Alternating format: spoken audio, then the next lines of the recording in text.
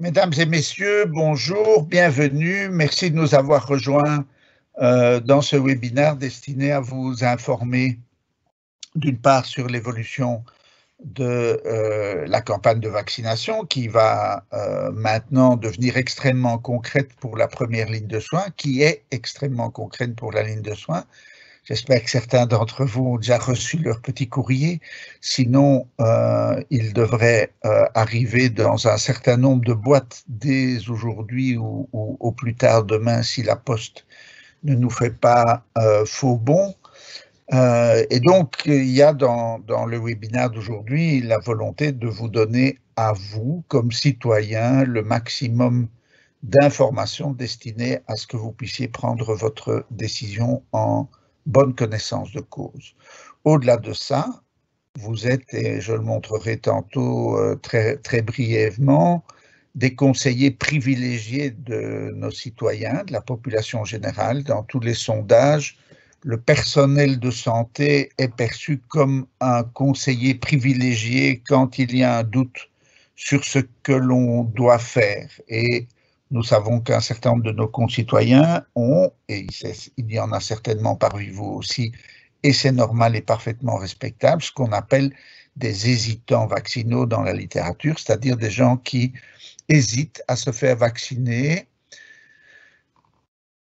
Je pense aussi simplement parce que se faire vacciner, c'est prendre une décision active, tandis que subir une infection n'implique pas d'avoir dû choisir, et donc c'est plus difficile probablement de choisir que de laisser passivement les événements nous submerger. Mais, et c'est ce qu'on va essayer de vous montrer, on a tout intérêt, nous avons tous individuellement et collectivement un intérêt objectif à plutôt se protéger et non pas laisser la maladie sauvage nous atteindre. Alors, je vais partager avec vous ma présentation. La voilà. Je la partage et j'espère que vous allez la voir. Voilà, il y a le petit carré rassurant, petit carré rouge qui indique que la présentation est bien visible. Voilà, et donc comme souvent, et je le remercie chaque fois chaleureusement parce que je sais combien il est pris par ses responsabilités à la FMPS, à l'Europe, à l'OMS et à l'Université de Namur. J'ai le plaisir d'avoir Jean-Michel Donier avec moi, qui est un des meilleurs spécialistes au niveau international et mondial d'ailleurs des vaccins et de la surveillance de leur efficacité et de leur sécurité. Alors, on est évidemment dans un moment exceptionnel de notre histoire, avec une pandémie qui ravage notre pays avec des conséquences cataclysmiques comme on n'en a pas connu depuis la guerre. Mais la question de la vaccination, elle, par contre, et je pense que ça nous fait perdre un peu cet aspect-là de vue, la question de la vaccination, elle, est une stratégie de santé publique très classique que nous utilisons, je ne dis pas tous les jours, mais régulièrement dans notre vie, chacun d'entre nous, pour nous protéger contre des agents infectieux. Un petit rappel, c'est un Anglais Jenner qui, le premier, va faire un geste qui est un geste vaccinal, après avoir observé que les paysans qui étaient au contact des vaches qui développaient une maladie pustuleuse de la vache, qui s'appelle la vaccine, étaient protégés contre la variole, qui est une maladie virale redoutable qui, à l'époque, faisait des ravages terribles dans nos contrées.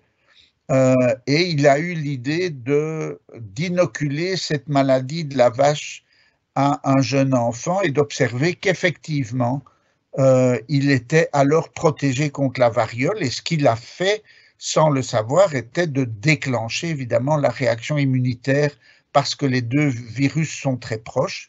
Et c'est de ce premier geste qu'est resté le terme vaccination, de vacca la vache et de cette maladie qui est la vaccine. Mais c'est Louis Pasteur qui est vraiment le père et reconnu comme tel de la vaccination, puisque lui n'a pas utilisé comme génère une situation tout à fait exceptionnelle qui est la proximité entre un virus animal et un virus humain. Il a pris le virus de la rage, qu'il a affaibli, atténué en le faisant passer dans des cultures répétées, ce qui lui a permis, lorsque la maman du petit Joseph Meister lui a amené son fils qui avait été mordu par un chien enragé, de le vacciner contre la maladie en utilisant cette particularité très exceptionnelle de la rage, que la durée d'incubation de la maladie, c'est-à-dire le temps entre la morsure et le développement des symptômes et la mort, puisque c'est une maladie à l'issue pratiquement toujours mortelle, est de 2 mois. Et c'est pendant cette période que Louis Pasteur va développer la vaccination de son petit patient. Et donc, qu'est-ce que c'est la vaccination? C'est un processus assez simple.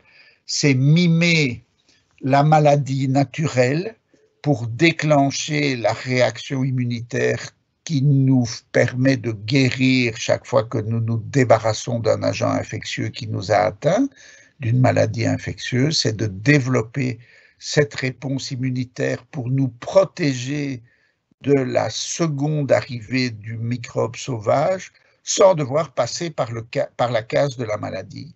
Et donc, c'est de simplement installer dans notre corps la réaction que la maladie sauvage nous aurait permis d'avoir si nous en survivons, évidemment. Et c'est une pratique très largement utilisée. Nous sommes tous vaccinés contre un paquet de maladies, on n'y pense même plus. Alors, il y a quelques grandes victoires de la médecine dans la vaccination. La vaccination est probablement la plus grande victoire de la médecine et de la santé publique. C'est évidemment l'éradication de la variole, qui est le résultat d'une stratégie de l'Organisation mondiale de la santé pendant des décennies après la Seconde Guerre mondiale, qui a conduit en mai 1980 à l'annonce de l'extinction de la variole, maladie éradiquée grâce à cette stratégie, en profitant d'une situation très particulière, c'est que la variole n'a pas d'autre réservoir que le réservoir humain, et donc que l'on pouvait espérer l'éradiquer. La dernière grande épidémie a eu lieu en Inde en 1977 avec 80 millions de morts en quelques semaines avant que la vaccination ne protège aussi la population indienne. La polio, bien sûr, qui est une maladie que l'on connaît encore, mais beaucoup d'autres, on ne les connaît même plus. Le tétanos, la peste, la fièvre typhoïde sont des maladies, des épidémies que nous ne voyons plus.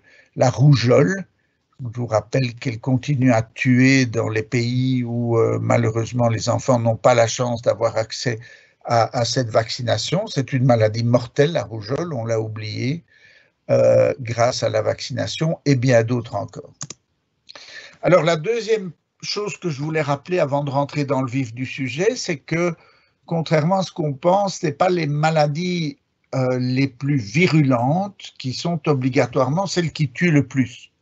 On entend souvent dire la Covid-19, c'est pas très grave, la plupart des gens ont juste le nez qui coule, un peu de température et puis c'est bon, c'est bien comme ça. C'est exact, mais il n'empêche, et pour vous l'illustrer, j'ai pris 2 maladies que je pense tout le monde connaît au moins un peu. C'est la grande épidémie de grippe espagnole à la fin de la guerre 14-18, en 1918, en Europe, et c'est l'épidémie de maladie d'Ebola qui est actuellement en cours depuis le début, depuis 2010, depuis 2012, je pense exactement, en Afrique subsaharienne. La grippe espagnole, c'est une maladie, c'est une grippe, et elle a tué un peu plus que les grippes habituelles parce que la population à la fin de la guerre 14-18 était en mauvaise santé, épuisée, mais ça veut dire 3% de mortalité, 97 personnes sur 100 qui ont eu la grippe espagnole en ont survécu, en ont été guéris. Par contre, Ebola, c'est une maladie qui, en dehors des traitements, maintenant avec les traitements, la mortalité a diminué, mais elle est encore à peu près de 25%, mais sans les traitements médicaux, c'est 60 à 90% de décès.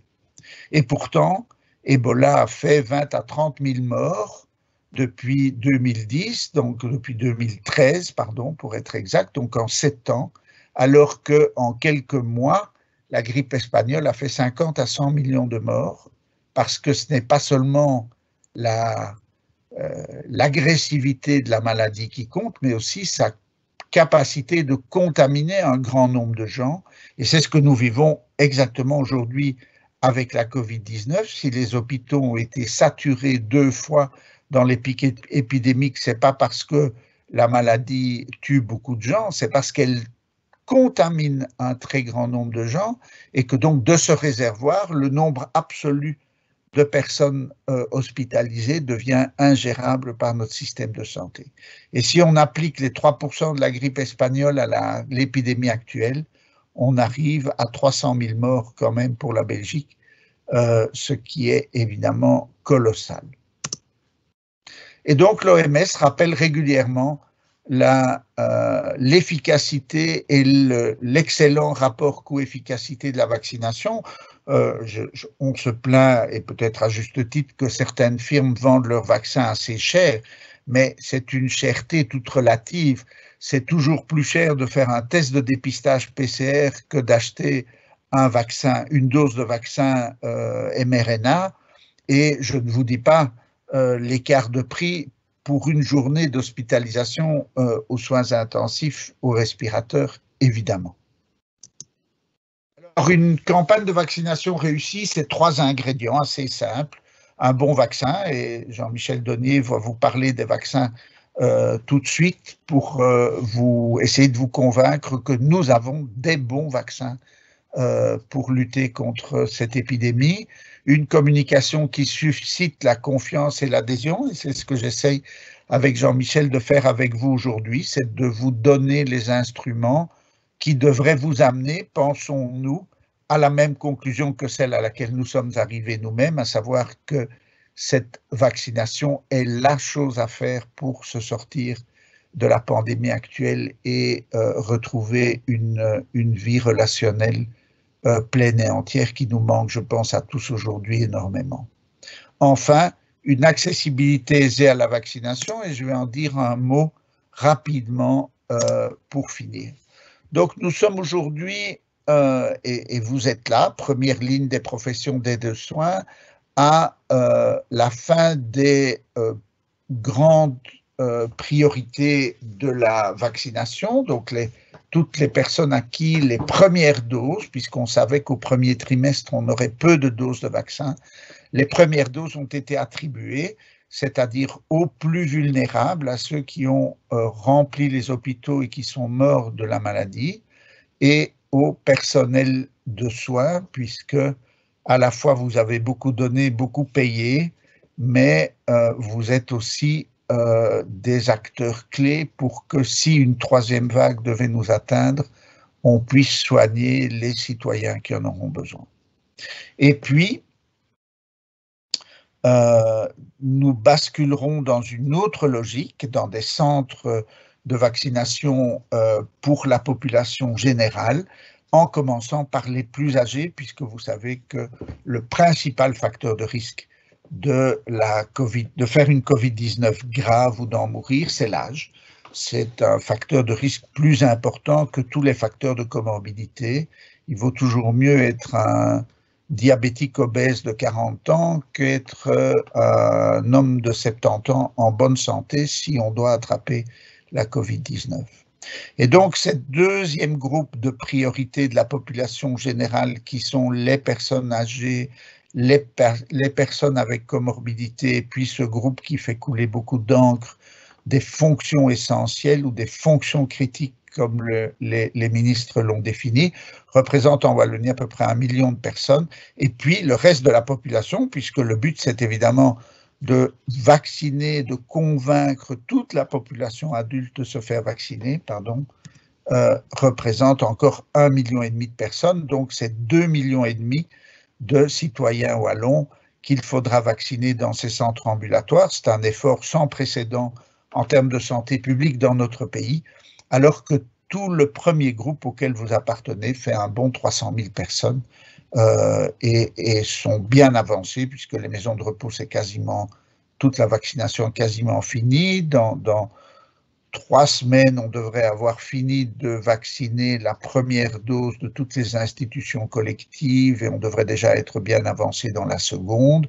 Les hôpitaux, la première dose est pratiquement finie, ce sera probablement fini fin de cette semaine, à 2 ou 3 exceptions près, de très gros hôpitaux qui ont beaucoup de personnel exposé à vacciner. Et nous avons commencé vendredi passé à vacciner la première ligne de soins, tout en sachant qu'un certain nombre de leurs membres ont déjà été vaccinés, soit avec les hôpitaux, soit avec les maisons de repos. Voilà le calendrier. Vous êtes ici, hein, nous sommes là, et puis après, vers le milieu de mars, on commencerait la vaccination de la population générale, en commençant par les personnes les plus âgées. Alors, votre groupe, Monsieur Angler, appelé, oui. Excusez-moi de vous couper. Il semble avoir un petit problème avec votre PowerPoint. Plusieurs personnes nous signalent qu'il est assez flou, illisible. Est-ce que vous pensez que vous pouvez... Ah, ça, on dirait que ça va un petit peu mieux. Mais les tableaux étaient en effet tout morcelés comme cela. On avait du mal à les voir. Mais là, il me semble que ça va mieux. Merci beaucoup. Je ne sais pas qu'est-ce que je pourrais faire. Est-ce que je peux faire quelque chose? Peut-être revenir un instant sur le tableau que vous avez présenté. Celui-ci? Oui, les gens voudraient peut-être le consulter un instant. Il sera en ligne, hein. On mettra tout en ligne, je pense, dès demain sur le site de l'AVIC. Oui, c'est ça, c'est bien ça. Donc, les dias seront à votre disposition, évidemment. Hein. Voilà, les gens qui ont signalé le problème ont eu, je pense, le temps de le voir. Ils nous remercient. Donc, vous pouvez continuer, Monsieur Angler, c'est très gentil. Donc, tout un grand groupe de professions qui ont été définies par la Task Force interfédérale comme faisant partie de la première ligne d'aide et de soins. Alors, je sais qu'il y a parfois des frustrations de certains groupes de ne pas s'y retrouver. Il y a évidemment toujours un aspect un peu arbitraire au moment où il faut tracer la ligne. L'idée était d'inclure les personnes qui sont en première ligne au contact des personnes potentiellement malades dans une fonction de soins de santé ou d'aide associée aux soins de santé. Et la discussion a eu lieu en interfédéral et puis ce sont les ministres de la Santé qui ont in fine approuvé cette liste.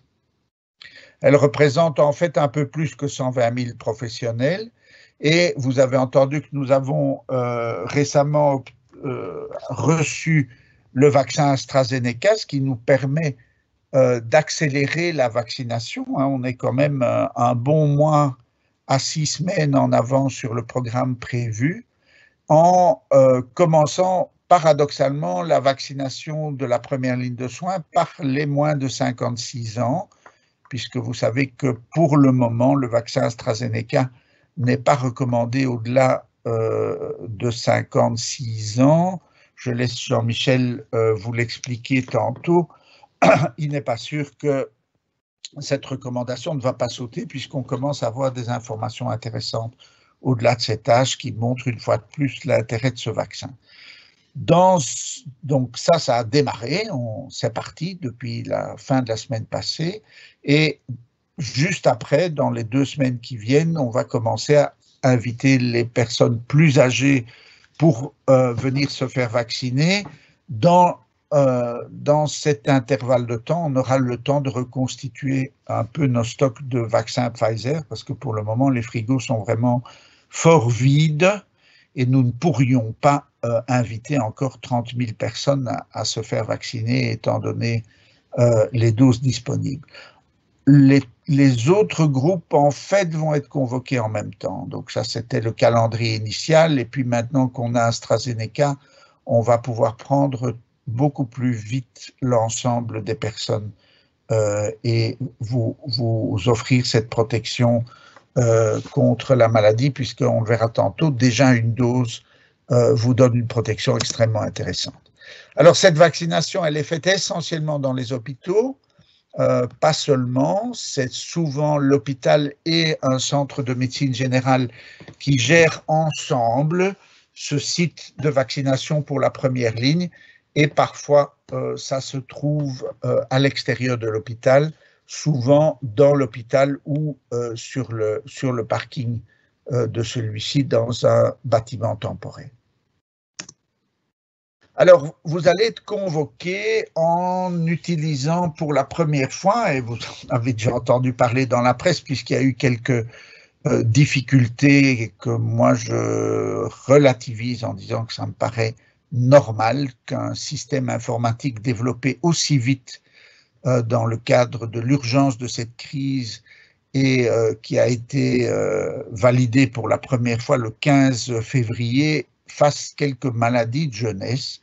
Ça me paraît ni inquiétant ni offusquant, mais c'est l'outil qui servira pour convoquer les 2,5 millions de citoyens de la Wallonie. Et donc, ça nous paraissait important qu'ils fassent ces maladies de jeunesse plutôt avec vous qu'avec 2,5 millions de citoyens. Et donc, il extrait du registre national les identifications des personnes à convoquer, il confronte avec le système d'enregistrement de vaccination Vaccinet ces identifiants de façon à essayer de ne pas reconvoquer quelqu'un qui aurait déjà été vacciné, et en fonction des codes postaux, il affecte chacun d'entre vous à un lieu de vaccination et vous envoie une invitation. Alors cette invitation part par courrier postal, tous les citoyens recevront un courrier postal et donc aussi toutes les personnes de la première ligne à laquelle vous appartenez, mais en plus, si vous avez remis à un moment ou à un autre une adresse email ou un SMS à la banque de données nationale, vous aurez en plus cette invitation électronique. Sur base de cette invitation, vous aurez une procédure très simple. Même moi qui ne suis pas vraiment un fanatique de l'informatique, j'ai été capable de tester le système et de prendre un rendez-vous fictif, puisque ce n'est pas encore mon tour de me faire vacciner. Mais le système est assez simple et vous permet de fixer un rendez-vous qui vous convient, jour et heure. Et dès que vous avez pris ce premier rendez-vous, le système vous propose de fixer le second en respectant évidemment l'intervalle de temps entre les deux doses qui sont nécessaires. Et puis, il ne reste plus qu'à vous rendre au site de vaccination pour y être vacciné. Après que vous ayez été vacciné, on va donc basculer vers la population générale. Et là, on a prévu, et il y en a déjà certains qui s'ouvrent, des centres de vaccination répartis sur tout le territoire pour accueillir la population. Et vous avez peut-être entendu que le gouvernement a pris avant-hier les dernières décisions concernant des centres itinérants qui sont en vert sur la carte, qui vont compléter le maillage de la Wallonie pour permettre à tous les citoyens d'être invités dans un centre de proximité. Alors évidemment, la dorsale wallonne, qui est la partie la plus peuplée de la Wallonie, est celle où la densité des centres est la plus grande. Il y a beaucoup de citoyens à vacciner, en tout cas on l'espère. Alors, cette espérance n'est pas abstraite, elle se base sur des mesures et sur des efforts de communication qui montrent qu'en quelques semaines, parfois dans des temps très courts, on peut convaincre dans cette campagne de vaccination, qui, je vous rappelle, est une campagne volontaire et gratuite, donc c'est la collectivité qui paye et non pas le vacciné, et chacun est libre de décider s'il souhaite ou non profiter de cette offre de vaccination qui lui est offerte pour lui, mais aussi pour les autres, puisqu'on a de plus en plus d'informations sur l'importance de l'immunité collective. Et vous voyez ici, entre décembre et janvier, une croissance quand même impressionnante. Je dois vous avouer qu'on ne s'attendait pas à pouvoir aussi vite convaincre. Ça, c'est une étude des centres universitaires. Ça, c'est le baromètre trimestriel de Cienzano. Vous voyez aussi en 3 mois une croissance dans toutes les classes d'âge de l'adhésion à la vaccination. Et ce sondage sur qui sont les personnes que vous consultez et qui a un impact sur votre décision d'être vacciné, et c'est le personnel de santé qui arrive en premier lieu. Ça n'est pas vraiment une surprise. Et là, entre septembre et décembre, vous voyez la croissance, 59 à 67%, 34 à 47%, qui disent se vacciner. Les Wallons toujours un petit peu plus réticents que les Flamands à se protéger contre la Covid-19, mais là aussi, entre décembre et janvier, une autre étude de Gand et toutes des études qui montrent qu'il y a, même au détriment des plus résistants, des opposants, comme on les appelle dans les études de vaccinologie, il y a moyen de convaincre que c'est la chose à faire. Alors voilà une petite donnée de la vie réelle qui vous montre que le travail de persuasion est utile.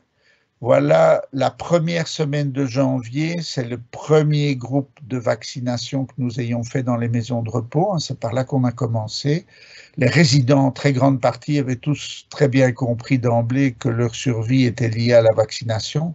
Par contre, le personnel très résistant, très hésitant, un tiers seulement demandait la vaccination au premier passage. Et puis de semaine en semaine, alors ça c'est des maisons de repos différentes puisqu'il y en a eu beaucoup la deuxième semaine, un peu moins la troisième, et la première semaine, comme ils ont dû se préparer entre Noël et Nouvel An, il n'y avait pas beaucoup de maisons qui étaient prêtes, et ça représente l'ensemble des maisons de Wallonie. Et puis, la quatrième semaine, la quatrième semaine, on est revenu dans les maisons de repos où on était passé la première pour donner la deuxième dose, et à cette occasion-là, d'autres personnes nous ont demandé d'être vaccinées. Vous voyez une croissance impressionnante parmi le personnel qui s'est encore accentuée en 5e et 6e semaine de vaccination, avec des taux qui, là, nous permettent d'être confiants sur le fait que nous dépassons les 70% de la population que nous souhaitons voir vaccinée pour avoir cette immunité collective qui nous permettrait de revenir à une vie plus normale. Voilà ce que je voulais partager avec vous, et maintenant je cède la parole à Jean-Michel Donnier pour vous parler des vaccins. Jean-Michel, tu as la parole.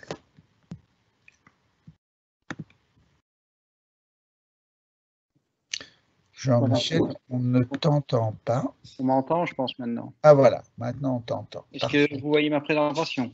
Et on la voit. Parfait. Donc, effectivement, l'état de la vaccination en Belgique, en quelques semaines, a particulièrement évolué, va encore évoluer dans les semaines à venir, puisque vous connaissez tous maintenant les deux vaccins ARN messager, le vaccin Pfizer et le vaccin Moderna, qui sont des vaccins à 2 doses avec une efficacité globale de l'ordre de 95% et qui ont été introduits sur le marché européen, respectivement le 21 décembre et le 6 janvier, avec un nombre de doses aujourd'hui dont l'Europe et la Belgique en particulier a fait l'acquisition via un achat groupé européen assez élevé, puisqu'on parle de 12,5 millions de doses de vaccin Pfizer, voire 15 millions possibles. C'est un vaccin à 2 doses. Le vaccin Moderna est également un vaccin à 2 doses, donc je ne vais pas reparler du vaccin Pfizer et Moderna, juste vous dire que les données d'utilisation des vaccins dans la vraie vie en Israël notamment et en Angleterre ont récemment été aussi publiées et montrent des efficacités comparables à ce qu'on attend en études cliniques, avec des réductions des hospitalisations de façon très significative dans les groupes d'individus vaccinés, des efficacités globales de l'ordre de 70-75% après une dose. Vous allez voir, ça a son intérêt quand je vais vous parler d'AstraZeneca, puisque ce qui compte, c'est certainement de réduire les hospitalisations et de parler des efficacités suivant le schéma d'administration où le vaccin sera proposé. Et effectivement, le vaccin AstraZeneca est un vaccin également à 2 doses. On a parlé d'une efficacité de 59,5%, mais c'est une efficacité très globale qui ne prend pas en compte en fait le schéma d'administration qu'on propose, premièrement, et deuxièmement, les données d'hospitalisation. C'est là-dessus qu'on va certainement se concentrer. Le prochain vaccin au niveau européen, on l'espère, sera le vaccin Janssen, donc Johnson & Johnson, dont on peut s'attendre mi-mars à avoir une réponse de l'Agence européenne du médicament et donc la Commission européenne, et le vaccin disponible dans la foulée, dans les semaines qui suivront. Et puis 2 autres vaccins sont sur la table de l'Agence européenne du médicament, le vaccin CureVac, qui est un vaccin ARN à 2 doses, qui est en rolling review, comme on dit, en revue en continu par l'Agence européenne du médicament. Et c'est la même chose pour Novavax, qui est un vaccin un peu différent, sous unité protéique, avec adjuvanté, lui, à la différence des autres vaccins qui ne sont pas adjuvantés, mais avec des efficacités aussi assez remarquables, de l'ordre de 90%, à l'exception de l'Afrique du Sud, où on passe à 60%.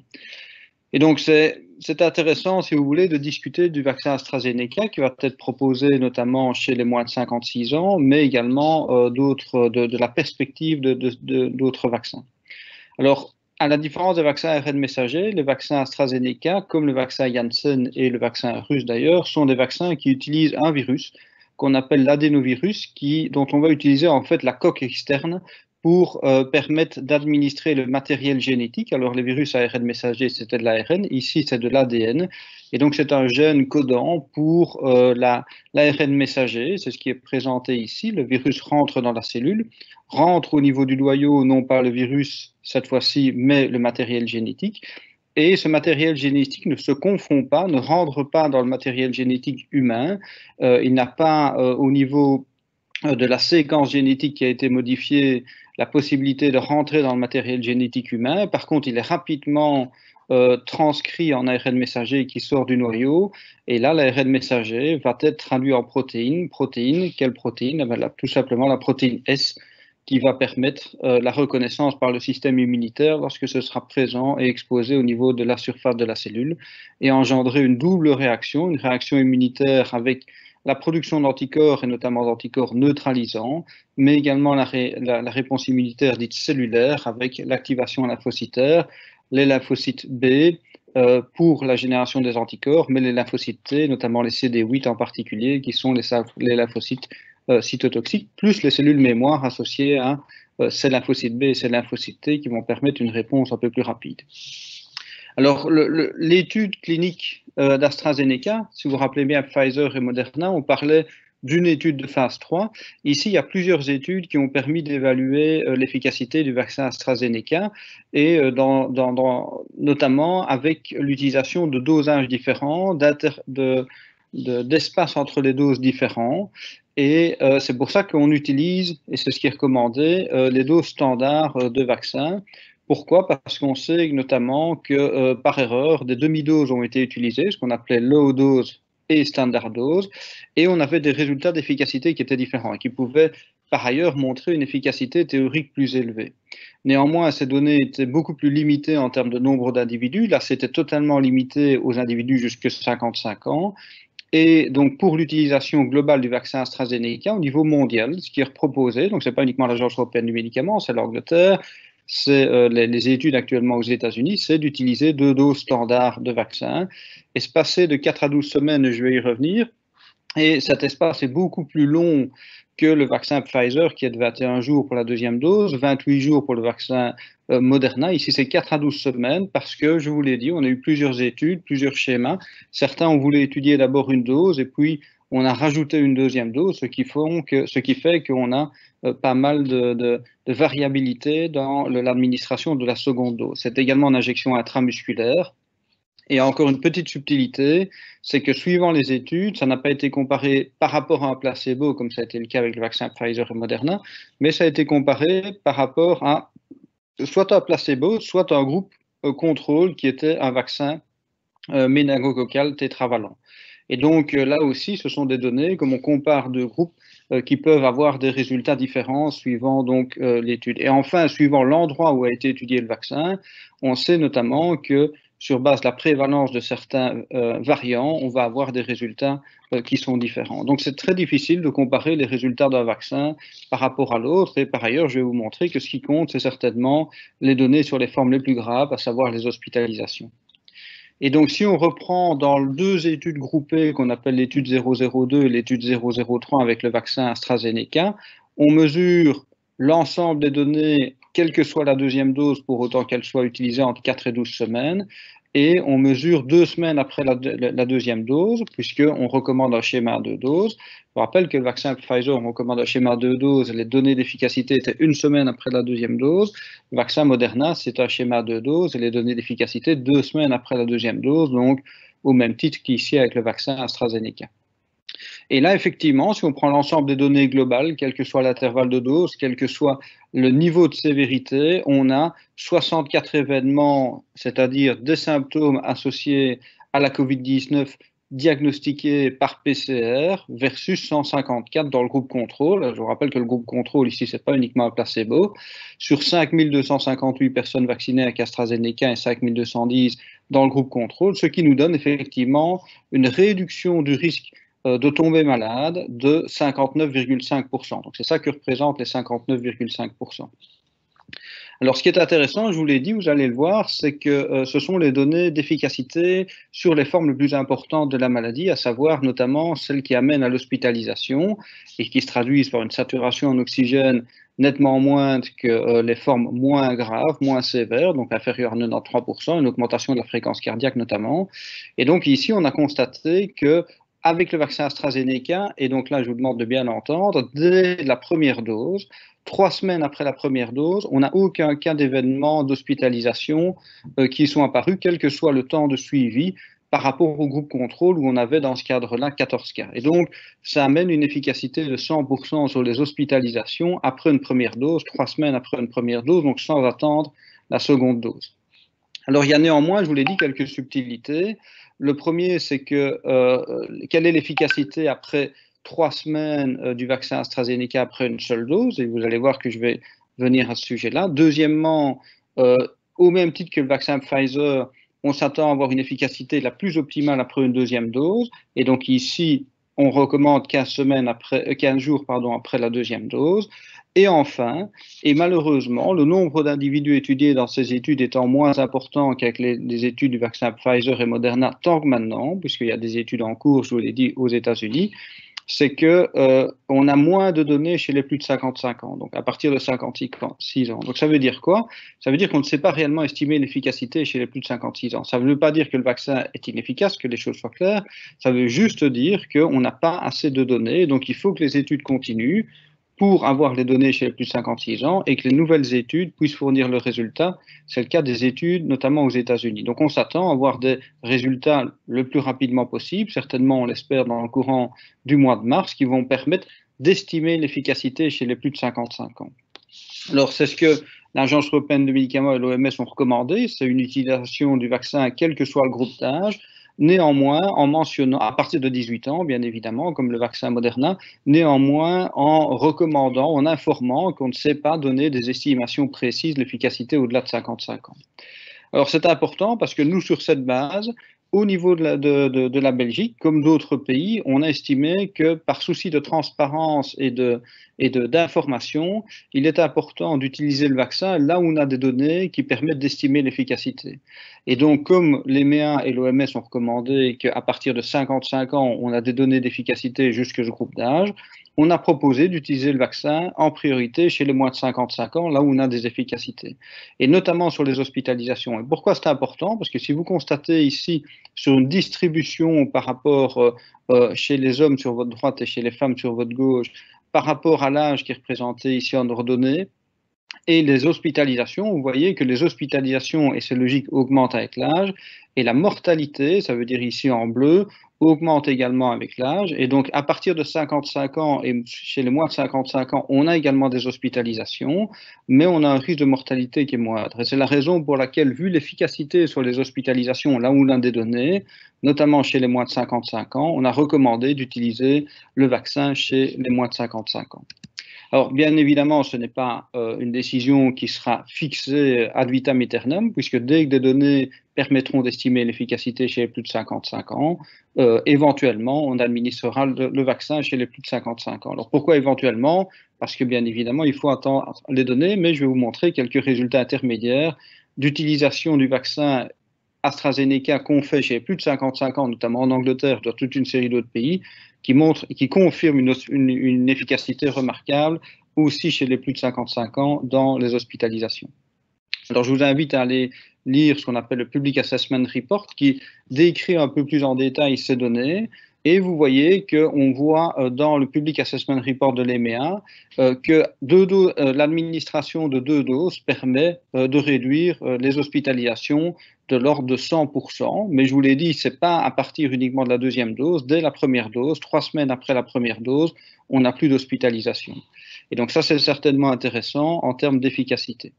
Autre caractéristique, et je vous l'ai dit, c'est que ce chiffre-ci qui représente 59,5%, ne reprend pas une stratification des moments où on administre la deuxième dose. Or, on sait que plus la deuxième dose est administrée tardivement, notamment entre 8 et 12 semaines, et plus spécifiquement aux alentours de 12 semaines, plus l'efficacité est augmentée. Et donc, vous voyez qu'entre 8 et 12 semaines, on a des efficacités qui vont de 72 à 75% au-delà de 12 semaines. C'est la raison pour laquelle, au Conseil supérieur de la santé, et comme d'autres pays où l'OMS a recommandé l'utilisation de la deuxième dose de façon un peu plus espacée à 12 semaines, où on a des efficacités qui vont osciller aux alentours de 70-75%, voire 80%. Et effectivement, la question qui peut se poser, oui, mais donc du coup, mon vaccin sera moins actif entre la première et la deuxième dose. Non, et c'est ça que je vous explique, c'est que dès la première dose ici, 21 jours, donc 3 semaines après la première dose, jusqu'à la deuxième dose, on a déjà des efficacités, je vous l'ai dit, sur les hospitalisations de 100%, mais également des efficacités sur l'ensemble des formes de la Covid-19, puisqu'on a une efficacité qui est de l'ordre de 73%. Et donc, selon le schéma qu'on propose ici, le vrai chiffre certainement à retenir, il est double. 3 semaines après une première dose, on a une efficacité de 73% jusqu'à la deuxième dose. Après la deuxième dose qui est administrée aux alentours de 12 semaines, on a une efficacité qui tente à augmenter encore jusqu'à 80%. Et enfin, on a 3 semaines après la première dose une efficacité sur les hospitalisations de 100% des cas hospitalisés. Alors ici, c'est pour vous montrer ce que je viens de vous mentionner. Si vous prenez 3 semaines après la première dose, vous voyez que si vous augmentez la durée entre la deuxième dose, pour atteindre 12 semaines, vous montez à des efficacités de l'ordre de 75-76%. Et une dernière publication dans le Lancet, postérieure à l'autorisation par l'Agence européenne du médicament, parle d'efficacité de 80-82%. Et donc, on est dans des efficacités avec des variabilités qui sont très proches des vaccins ARN après la première dose, déjà, et certainement après la deuxième dose, et en tout cas équivalente sur les hospitalisations. Et je vais vous montrer une publication qui va vous le montrer. Alors ça, c'est, je vous l'ai dit, une publication qui a été réalisée, vous pouvez aller voir, après l'autorisation de mise sur le marché, qui parle d'efficacité également, notamment différenciée suivant le moment où on administre la deuxième dose, d'où la recommandation d'utiliser la deuxième dose, notamment entre 8 et 12 semaines et principalement aux alentours de 10-12 semaines. C'est 12 semaines qui a été retenue. Alors, ceci est un préprint, il n'est pas encore publié. Comme c'est maintenant la plupart des cas, on a les préprints avant publication et peer reviewing qui sont proposés sur différents sites internet. Et donc avec bien évidemment la limitation que ça n'a pas été encore reviewé, mais c'était une étude de cohorte intéressante qui mesure l'efficacité dans la vraie vie des vaccins Covid contre les hospitalisations en Écosse, et c'est basé sur une base de données assez lourde de 5,4 millions d'individus. Et ce qui est intéressant, c'est qu'elle étudie autant AstraZeneca que le vaccin Pfizer.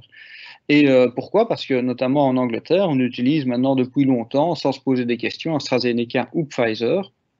Et pendant cette période, donc qui allait jusqu'au 15 février, 1,14 million de vaccins ont été administrés chez à peu près 20% de la population écossaise.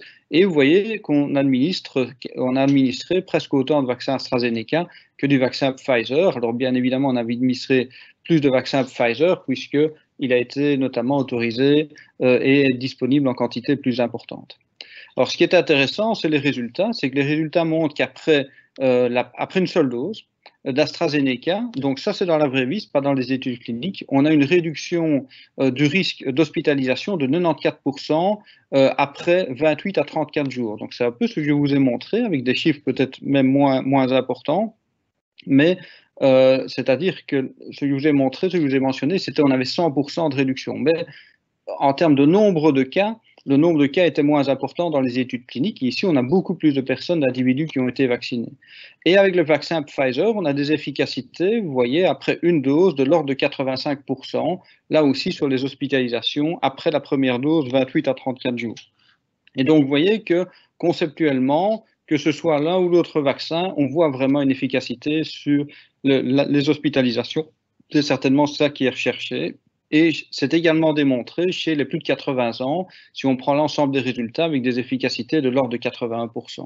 Et donc actuellement, on a de plus en plus de données qui s'accumulent, je vous ai dit en Israël, mais également en Angleterre, qui montrent une efficacité très significative des vaccins après une première dose, et y compris après une deuxième dose. Il y a encore un préprint qui a été publié, qui a été mis à disposition aujourd'hui, qui en Angleterre montre une réduction très significative des symptômes de la maladie, et en Israël, ça a été également démontré dans des bases de données de mutuelles en Israël. Alors, est-ce que les profils de sécurité du vaccin AstraZeneca sont les mêmes que les vaccins ARN messagers? On peut avoir des différences, soit en nombre absolu, donc ça veut dire en termes de pourcentage, en termes de pourcentage d'événements indésirables, mais également le vaccin Pfizer, on sait que les fièvres, par exemple, qu'il entraîne sont moins fréquentes après la première dose et plus fréquentes après la deuxième dose, notamment chez les populations de moins de 55 ans. Ici, avec le vaccin AstraZeneca, on sait qu'on a des états grippaux de nature grippale qui apparaissent le lendemain ou le surlendemain après la première dose et qui peuvent durer 2 jours, qui comprennent notamment de la fièvre, mais pas uniquement de la fatigue, des maux de tête. Et donc ça, vous voyez que ça peut apparaître dans 50% des cas. Donc oui, c'est fréquent, puisque au-delà de 10% des cas, c'est fréquent. Et c'est ce qui a amené notamment l'ANSM, donc l'Agence nationale de sécurité des médicaments en France, à recommander, en raison de ces syndromes grippaux qui pouvaient apparaître après la vaccination, 2 choses. D'une part, de conseiller l'utilisation de paracétamol pour prévenir notamment cette fièvre et ces douleurs. Et donc c'est du paracétamol à la dose la plus faible possible chez un adulte. Ce sera certainement maximum 1 gramme 3 fois par jour, qui est très efficace pour prévenir les symptomatologies de grippe associées, de syndrome grippaux associés à l'utilisation du vaccin AstraZeneca. Donc, c'est certainement quelque chose qu'il faut recommander. Et une deuxième caractéristique, c'est qu'ils ont recommandé de limiter, notamment pour éviter de perturber des fonctionnements de services de soins avec un absentéisme qui suit le lendemain ou le surlendemain de la vaccination, de vacciner de façon échelonnée le personnel du même service. Et c'est ce qui est recommandé aussi par ailleurs avec le vaccin Pfizer et le vaccin Moderna par le Centre de contrôle des maladies.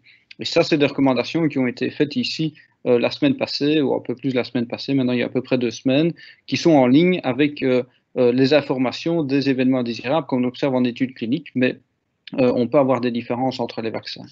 Alors, si vous vous posez la question des pays qui ont le plus utilisé AstraZeneca, à savoir l'Angleterre, l'Angleterre publie des rapports hebdomadaires, si je me rappelle bien, avec les différents vaccins. Et ici, vous voyez qu'ils utilisent tant le vaccin AstraZeneca, 5 millions de doses, que le vaccin Pfizer, 7,5 millions de doses. Et ils ont eu des cas rapportés d'AstraZeneca et de vaccin Pfizer. Et de façon générale, ils voient qu'il y a plus de cas rapportés avec le vaccin AstraZeneca, ça je vous l'ai mentionné, notamment après la première dose, mais avec des maladies de type grippe. Et on peut avoir également des nausées, mais donc des maux de tête, de la fatigue qui peut effectivement apparaître et qui sont en lien avec ce qu'on a observé en études cliniques, notamment après l'utilisation avec la première dose. Ce que je peux vous dire, c'est que pour ce type d'événement indésirable est assez classique avec des vaccins. On n'a plus l'habitude de se faire vacciner à partir d'un certain âge et on rencontre ces événements indésirables qui sont prévenus par du paracétamol, mais qui sont d'intensité, de fréquence et de durée beaucoup moins importants que les symptômes chez les personnes qui développent la maladie, le Covid-19, y compris même des Covid relativement bénins qui ne nécessitent pas des hospitalisations, où la symptomatologie dure généralement 5 à 10 jours et peut entraîner également, par définition, la mise en quarantaine, une indisponibilité de 2 semaines. Alors, la difficulté aussi de parler aujourd'hui de l'efficacité des vaccins, c'est qu'elle doit s'entendre dans le cadre des pays où ils ont été utilisés et la présence ou pas des variants. Et donc là, on a des grandes différences, forcément. Et donc, c'est très difficile maintenant de dire ce vaccin est plus efficace que l'autre. Ça n'a absolument aucun sens. L'Agence européenne, quand elle autorise un médicament et la Commission européenne, c'est sur base d'une efficacité intrinsèque et d'études cliniques. Et je suis toujours un peu surpris de dire on compare des vaccins l'un à l'autre, je veux celui-là ou je veux pas celui-là, sur base de données souvent erronées, notamment si on parle de 60% d'efficacité d'AstraZeneca et qu'on ne prend pas les données sur les hospitalisations, ça n'a pas de sens, ni les pays où ils ont été étudiés, parce que suivant les pays où les vaccins ont été étudiés ou sont étudiés, forcément qu'on aura des données d'efficacité différentes, les endpoints sont également différents. Et si on prend l'Angleterre, on sait maintenant qu'en Angleterre, il y a le variant anglais qui a été initialement détecté dans le Kent en 2020, qui est un variant qui a une mutation au niveau de la protéine S, qui est celle, la protéine d'intérêt qui va permettre la rentrée du virus dans la cellule sur les récepteurs ACE2 des cellules, et qui a une mutation importante qu'on appelle la mutation N500Y, qui est une asparagine qui est remplacée par une tyrosine dans la partie du récepteur, dans la partie de la protéine qui interagit avec le récepteur.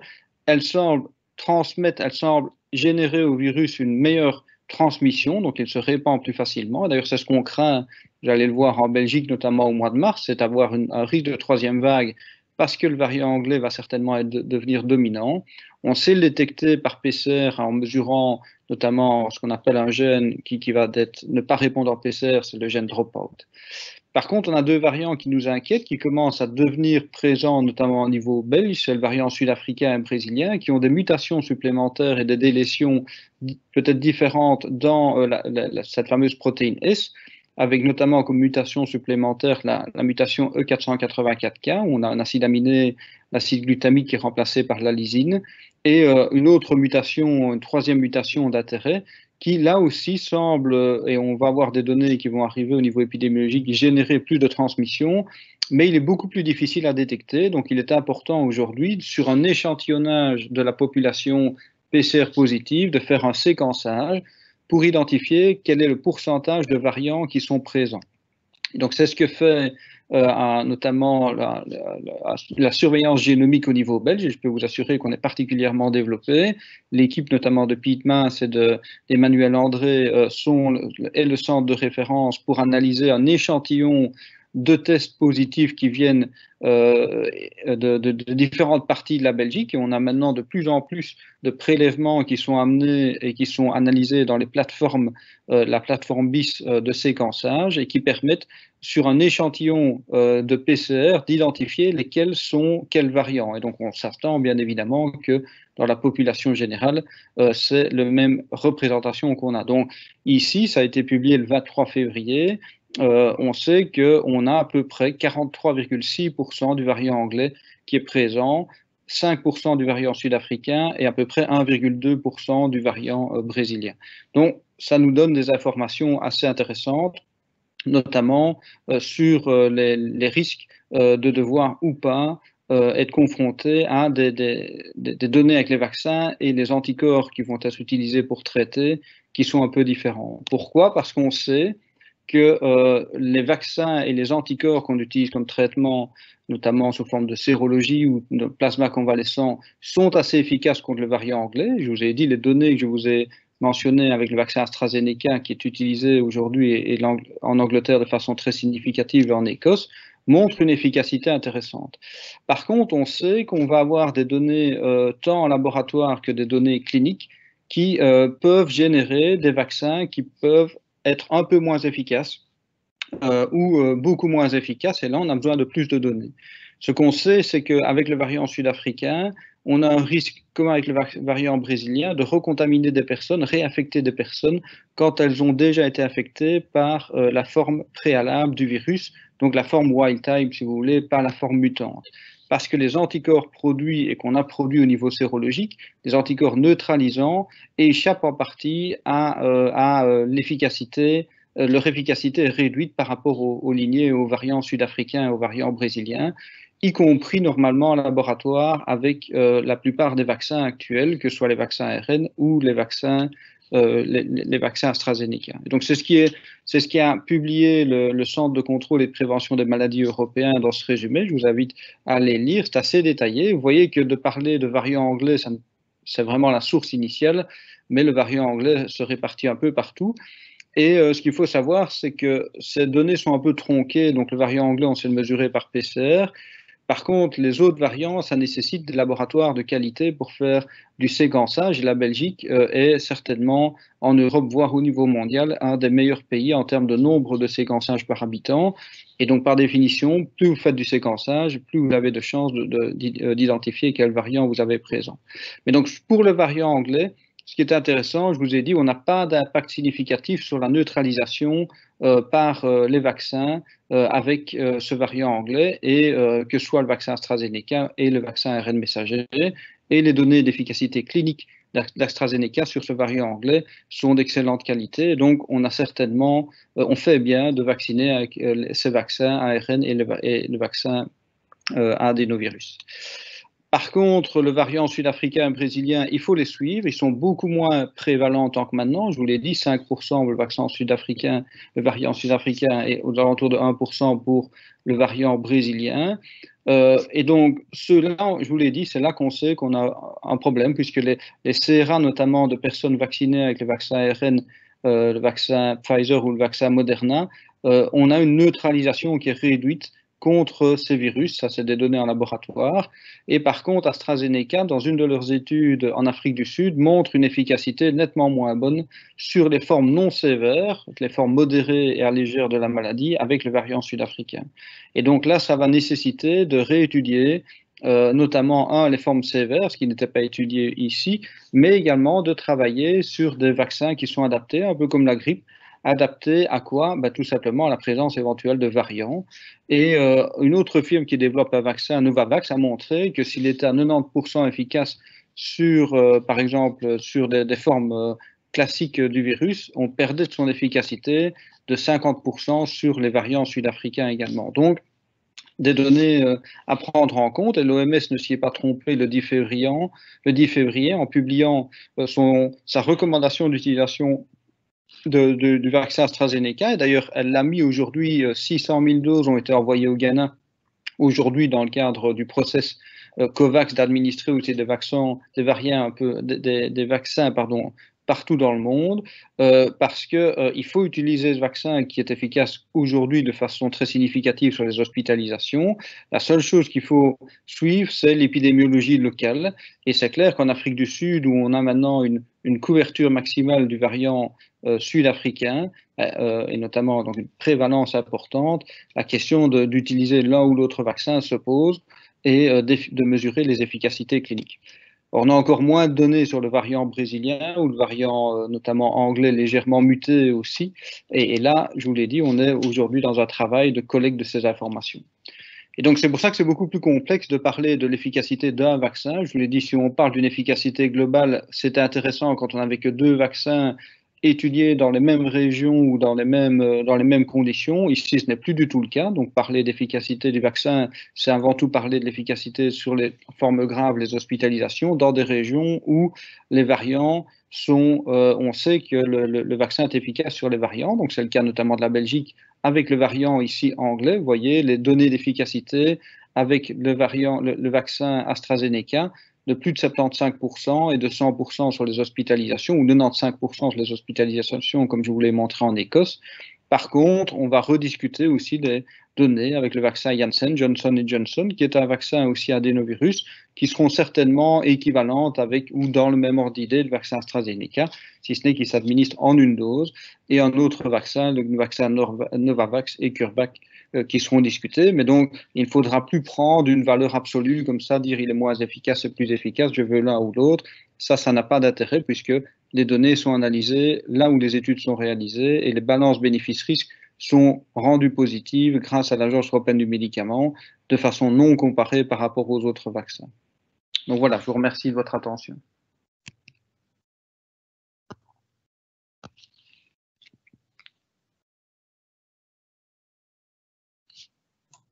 Merci Jean-Michel. Je reprends la la main pour passer à la troisième partie de notre webinaire, qui est d'essayer de répondre à vos questions. Vous savez que vous pouvez les poser dans le chat qui se trouve à droite de votre écran, les petites bulles de bande dessinée avec un point d'interrogation sont les endroits où vous pouvez écrire vos questions, et je vois qu'il y en a déjà une bonne quarantaine, donc on va essayer avec efficacité de les rencontrer. Alors, je laisse passer Jean-Marc Nollet. Oui, oui. L'AstraZeneca est-il suffisant à 52 ans en cas je suppose, d'hypertension artérielle, surpoids et d'asthme? Donc, les données d'AstraZeneca dans les études cliniques ont été également réalisées sur toute une série d'individus avec comorbidité, comme les autres vaccins, et de façon globale. Les données sur les comorbidités, il n'y avait pas une comorbidité qui ressortait avec une efficacité nettement moindre. Alors, il y en a plusieurs. Il y a notamment effectivement le surpoids. Il y a également l'hypertension qui était assez représentée. Il y a les patients diabétiques. Et donc, on constatait globalement une efficacité qui n'était pas modifiée. Ce qui est en ligne avec le vaccin Pfizer et Moderna, où on observait également des efficacités équivalentes suivant les sous-groupes. Bien évidemment, à chaque fois qu'on fait des analyses de sous-groupes, on perd ce qu'on appelle de la puissance, c'est-à-dire que la variabilité est plus importante, mais les efficacités étaient maintenues chez les personnes qui avaient différentes comorbidités. C'est d'ailleurs la raison pour laquelle on recommande d'ailleurs aussi ces vaccins dans les groupes prioritaires qui seront ceux avec comorbidité. Le nom du vaccin sera-t-il écrit dans la lettre de convocation? Alors, pas dans la lettre de convocation, mais bien quand vous prenez rendez-vous. Donc, tout le monde a évidemment droit. Donc, on a été très clair sur le fait qu'il n'y avait pas de possibilité dans le cadre d'une campagne de vaccination massive comme celle-ci de choisir son vaccin. Par contre, tous les citoyens ont droit à l'information, et donc, évidemment, le nom du vaccin est connu au moment où quelqu'un fixe son rendez-vous. D'ailleurs, il suffirait de regarder l'intervalle entre les deux rendez-vous pour savoir de quel vaccin il s'agit. Il n'y a de toute façon pas question en ce qui nous concerne de cacher cette information. Chacun y a évidemment droit, c'est bien normal. Est-ce qu'on peut vacciner si on allaite? Jean-Michel, tu veux répondre ou tu laisses la réponse au gynécologue? Je préfère laisser la réponse au gynécologue. Donc, oui, on peut se faire vacciner pendant qu'on allaite. Il y a eu tout au début un moment de doute dans la recommandation, mais il y a plusieurs arguments à cela. La première, c'est que on sait que les vaccins, alors ici je vous parle des vaccins mRNA, sont consommés à l'endroit même de l'injection, donc il y a très peu de structures qui survivent dans la circulation générale de la personne qui est vaccinée. C'est vraiment en local que la réaction immunitaire se fait. On n'a pas d'informations sur le passage dans le lait. Par contre, on sait évidemment que par voie orale, le vaccin est immédiatement détruit dans l'estomac. Et donc, de tout cela, il a été conclu par le Conseil supérieur de la santé qu'il n'y avait pas de raison d'émettre une recommandation particulière pour les femmes allaitantes. Par contre, et alors comme ça, je vais peut-être anticiper des questions qui logiquement devraient venir plus loin dans les questions. Par contre, en ce qui concerne la grossesse, on n'a aujourd'hui aucune donnée inquiétante, mais on a très peu de données puisque les femmes enceintes, comme souvent dans les essais cliniques, sont exclues des premiers essais. On ne teste pas un médicament pour la première fois chez une femme enceinte, sauf si c'est évidemment pour une maladie de la grossesse, mais en dehors de cela, ça n'aurait pas de sens.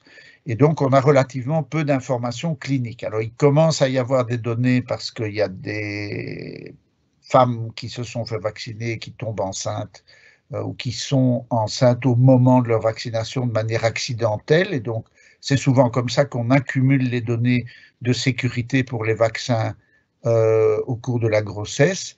Et il y en a aujourd'hui déjà plus d'une centaine dans le registre de suivi des vaccins Covid. Mais on a aussi pour Pfizer des données animales, donc des données d'études de toxicité animale qui sont tout à fait rassurantes.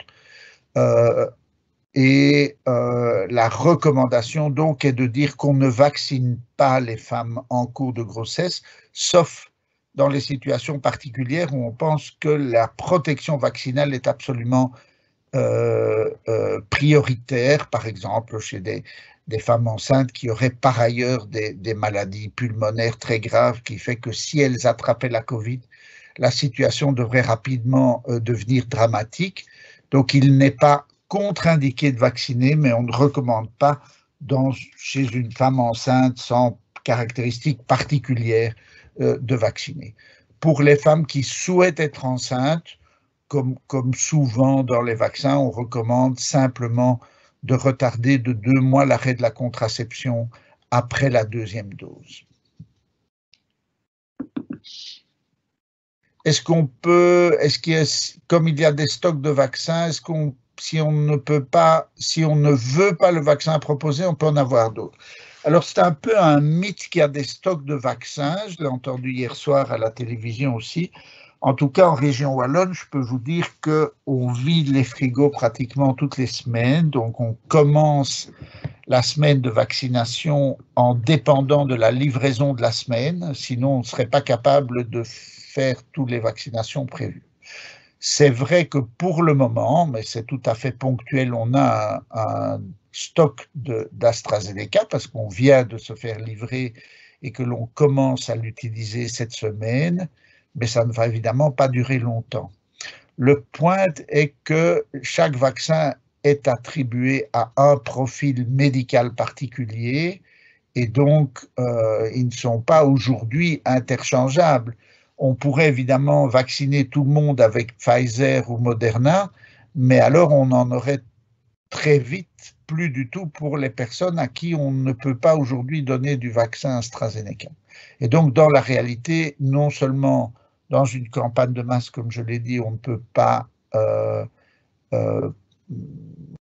permettre une vaccination à la carte, c'est ingérable quand on doit vacciner en quelques mois 2,5 millions de personnes, en fait 9 millions de personnes, parce qu'il n'y a pas que des Wallons en Belgique, mais en plus on ne les a pas.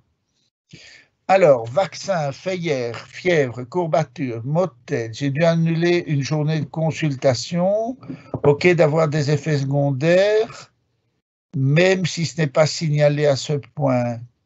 Vais-je devoir annuler demain aussi? Donc, quelqu'un qui a l'air de mal supporter les effets secondaires du vaccin, c'est les effets très classiques tels qu'ils sont décrits. Notre perception, je dirais, au niveau collectif, c'est que très peu de gens se plaignent. On s'attendait, de ce qu'on a toujours d'ailleurs expliqué, ce que Jean-Michel explique toujours, il vient de le refaire, de rappeler qu'il y a des effets secondaires pendant 2 à 3 jours. Donc, ce n'est pas exclu que demain ne sera pas encore tout à fait simple, mais je vous souhaite en tout cas déjà d'être entièrement sur pied demain. C'est un des effets potentiels du vaccin. Si je peux juste dire, ce n'est rien à côté d'un effet de la maladie quand elle est sévère. Hein.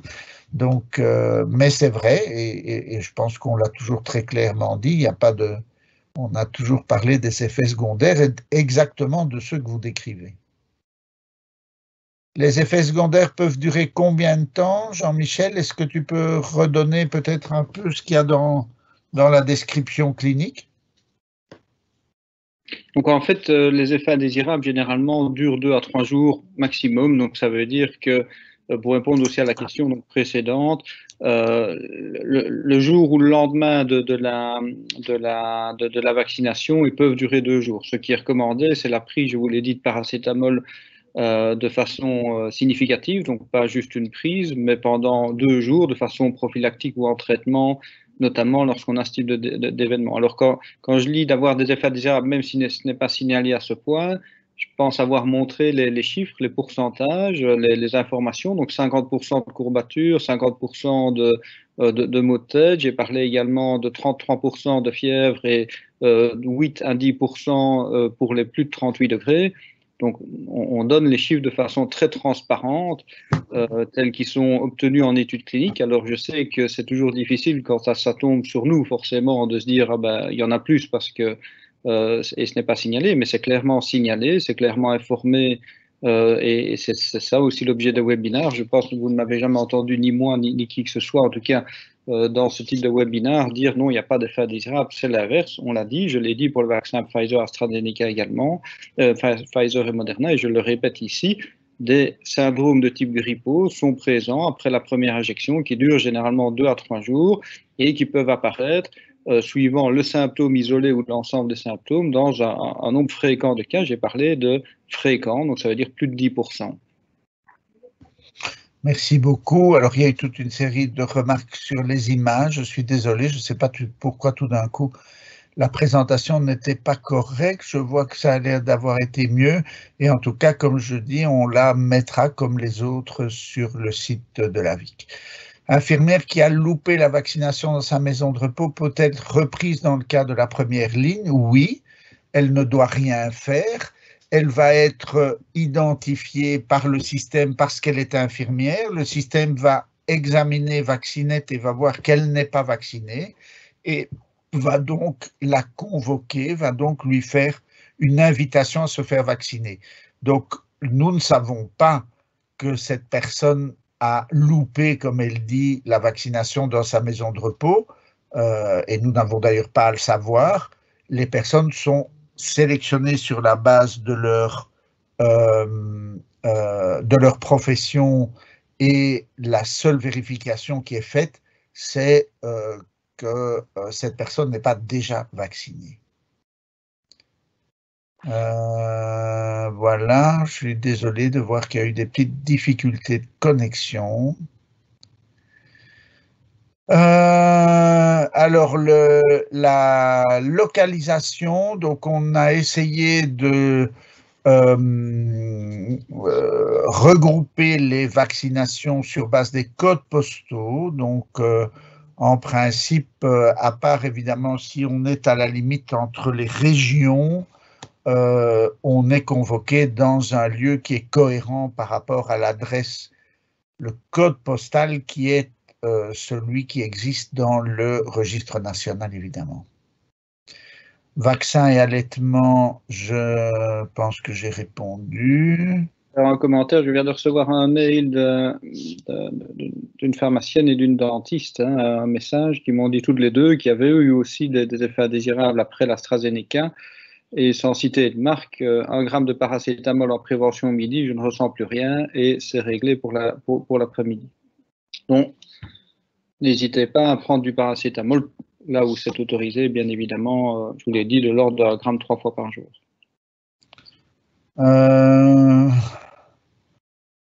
Alors, est-ce que des études sont prévues en Belgique pour combiner les vaccins, donc une dose de l'un, une dose de l'autre, qu'à sa connaissance de la personne qui écrit, ces études ont démarré au Royaume-Uni?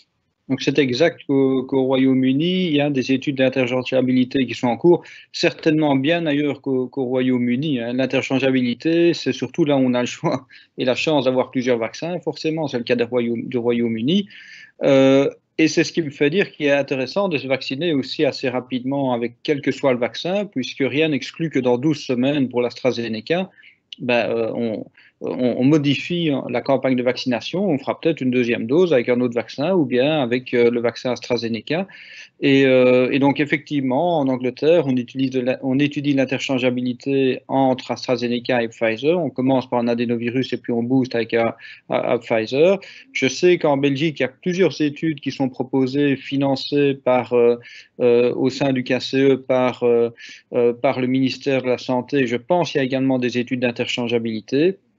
Mais quelque part, je vous le dis, ce qui compte dans les études d'interchangeabilité, c'est d'avoir des données, notamment quel que soit le pays sur lequel on est assez proche au niveau des données de variants.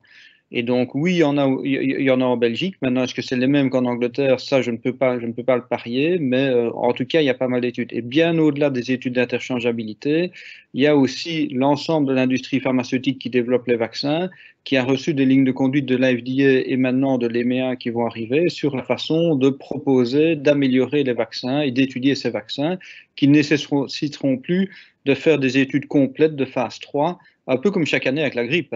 C'est au mois de février qu'on a l'information sur les souches en hémisphère sud et un vaccin est disponible au mois de septembre parce qu'on a réadapté des vaccins précédents.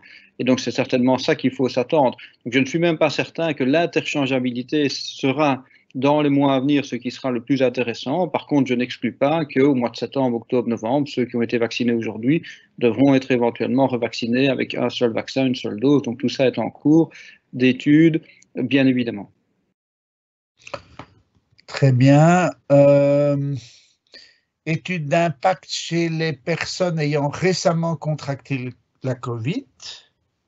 Donc là, Michel. Donc il y a un double impact, il y a l'impact de l'efficacité et l'impact de la sécurité. C'est vrai que certaines études ont montré que des personnes qui ont développé le Covid par le passé, après une première dose, développaient un peu plus d'effets indésirables, mais c'est très difficile à quantifier puisque dans les études cliniques, on avait beaucoup plus d'individus que dans ces petites études, parfois réalisées sur 20, 30, 40 individus. Mais donc, on n'exclut pas que les choses soient claires. La France a recommandé au niveau du HAS en France de ne faire qu'une dose, mais ça n'a pas été pris en compte en tant que maintenant de la campagne de vaccination, éventuellement chez ceux qui ont contracté le virus et la maladie, notamment de préférence après 3 mois, et de ne pas vacciner si on a déjà été malade en dehors des 3 mois. Là, il y a des données qui sont, je ne vais pas dire contradictoires, mais qui nécessitent d'être analysées de façon plus détaillée, parce que je vous rappelle qu'ici, avec les variants, notamment le variant sud-africain, rien n'exclut que si vous avez déjà eu le virus par le passé, vous refassiez la maladie, y compris les formes sévères, et on sait que les vaccins confèrent une immunité de meilleure qualité que la maladie elle-même, notamment sur la nature des anticorps qui sont produits. Et c'est ça qui nous amène à ne pas foncer systématiquement à chaque petite publication, à dire on change complètement la campagne de vaccination. Ça peut avoir un impact ou pas, parce que si on prend l'allongement de la deuxième dose, par exemple, l'impact est très limité sur le gain en termes de nombre de doses. Et puis même en termes d'hospitalisation, ce n'est pas forcément parce qu'on vaccine un peu moins d'individus avec une deuxième dose qu'on va forcément réduire les hospitalisations. Et certaines études montrent maintenant d'ailleurs que si on ne fait pas la deuxième dose du vaccin Pfizer comme c'est proposé, on risque de perdre de l'activité de façon plus significative si on n'administre pas la deuxième dose. Donc, il faut éviter de courir sur n'importe quelle information de façon très simpliste, entre guillemets, ou dire il y a qu'à. Les études les plus robustes, c'est celles qui doivent être suivies tant que maintenant. Maintenant, rien n'exclut, toute personne, c'est sur base volontaire, si elle a été vaccinée une seule fois et qu'elle a déjà fait le Covid, de refuser la deuxième vaccination comme la première vaccination. Mais on n'a pas aujourd'hui changé nos recommandations. Entendez-moi bien, je n'exclus pas qu'on le fasse dans les semaines à venir si on a des données plus robustes, plus significatives, qui vont également dans le sens, par exemple, de ne pas ou de moins vacciner avec une seule dose les personnes qui ont déjà fait le Covid. En pratique, en Belgique, si on a fait un Covid récent et qu'on n'a plus de symptômes, on peut vacciner après la disparition des symptômes, 14 jours après la disparition des symptômes. Jean-Michel, si je peux quand même compléter, il faut quand même souligner que les décisions françaises ne sont pas, ou les propositions françaises ne sont pas dictées par un risque, mais dictée par une épargne des doses au bénéfice d'autres gens.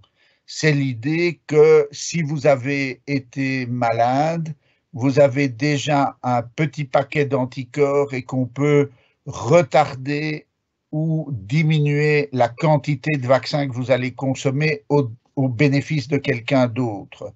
Et il y a en tout cas suffisamment de données pour dire qu'il n'y a pas de risque à vacciner quelqu'un qui a déjà fait la maladie sauvage.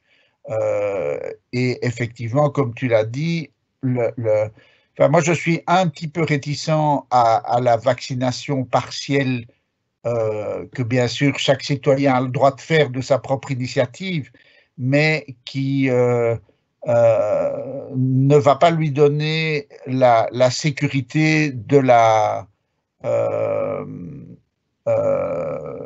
vaccination complète en termes aussi de certification au fond qu'il est protégé convenablement et pour combien de temps aussi, parce que un des effets quand même du booster de la deuxième dose, c'est d'assurer une longévité à la protection vaccinale et personne ne sait quelle va être cette éventuelle durée de la protection vaccinale si on se limite à une dose. Et d'ailleurs, dans la plupart des données, me semble-t-il, qui sont discutées, on dit toujours on fera la deuxième dose plus tard. Mais en réalité sans réellement savoir ce que cela va donner. Maladie auto-immune, Hashimoto, est-ce qu'on peut vacciner lorsqu'on a une maladie de Hashimoto? Donc oui, on peut vacciner. Maintenant, donc dans ce qu'on appelle les missing information, les informations manquantes dans les études cliniques, c'est-à-dire les personnes exclues des études cliniques, on avait différents groupes et deux groupes assez classiques. Le professeur Angler l'a mentionné, les femmes enceintes et deuxièmement les individus dits immunodéprimés. Alors soit parce qu'ils étaient sous immunosuppresseurs, soit parce qu'ils avaient une maladie auto-immune significative. On sait que c'est ce qui se passe généralement avec les vaccins, y compris contre la grippe, que ce sont des individus qu'on n'étudie pas en études cliniques. Par contre, on recommande quand même la vaccination et c'est à tel point vrai que ces personnes sont mises dans les groupes à risque, les fameux 18-65 ans ou 40-65 ans, comme groupe prioritaire, parce qu'ils sont surtout plus à risque de développer des formes sévères de la maladie, en fait, simplement. Et que peut-il se passer chez les personnes qui souffrent, qui sont immunodéprimées, principalement, c'est d'avoir une réponse un peu moindre au vaccin. Par contre, le corollaire, c'est ce que le vaccin peut entraîner augmenter ou potentialiser des maladies auto-immunes. Actuellement, ça n'a pas été démontré. Ça n'a d'ailleurs été que jamais démontré de façon significative avec d'autres vaccins par le passé, à l'exception du syndrome de Guillain-Barré avec la grippe en 1976. Aujourd'hui, ça n'a plus été démontré, ou en tout cas significativement avec n'importe quel autre vaccin, y compris quelle que soit la plateforme, et ce sont des risques qui sont particulièrement étudiés dans le suivi de la vaccination. Et aujourd'hui, on n'a pas de données significatives qui montrent une augmentation de ces risques dans la population. Et je vous informe aussi que ces vaccins font l'objet d'un suivi de vigilance, qu'on appelle de pharmacovigilance, qui n'a jamais été mis en place par le passé avec n'importe quel médicament et avec n'importe quel vaccin. Et donc, on n'exclut rien, mais les risques sont certainement très faibles s'ils devaient être démontrés. Mais je pense que vu les données qu'on a avec les vaccins précédents, l'expertise qu'on a, les risques de maladies auto-immunes ne sont pas problématiques. Et vacciner les personnes qui ont des maladies auto-immunes, aujourd'hui, est certainement recommandé. Merci bien. J'ai reçu une invitation de ce webinaire par email. Est-ce que ça veut dire que je recevrai la convocation par email? Non, aucun lien entre les deux. Et tous les citoyens recevront une convocation par courrier et éventuellement, si leurs coordonnées électroniques sont connues, par courriel.